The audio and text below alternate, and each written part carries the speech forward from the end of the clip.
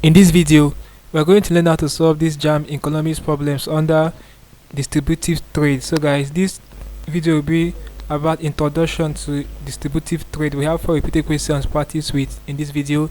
Let's get started. The first question I have here says, efficient distribution of goods in West Africa will be facilitated by, we have high cost of living, adequate transportation system, high standard of living, poor storage facilities. So the right answer is option B, which is adequate transportation system. So this will help to facilitate efficient distribution of goods in West Africa. Okay, the next question I have here is this one. It says production is said to be completed when goods and services reach the consumers. Prices of goods and services are determined. Goods are sold to the wholesaler.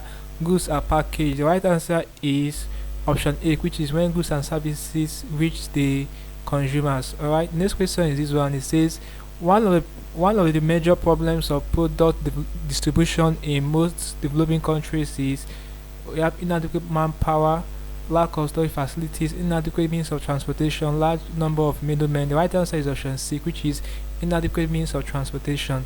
Okay, this is one of the major problems of product distribution in most developing countries like Nigeria.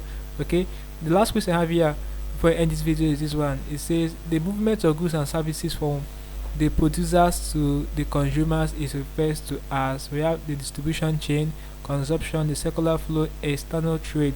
Right answer is the distribution chain.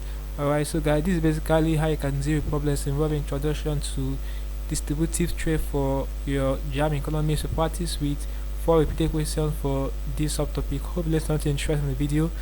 Let's go to the video, guys. If you are new to this channel, ensure that you subscribe to this channel by hitting the subscribe button for more of these videos. Also like, share and comment on this video.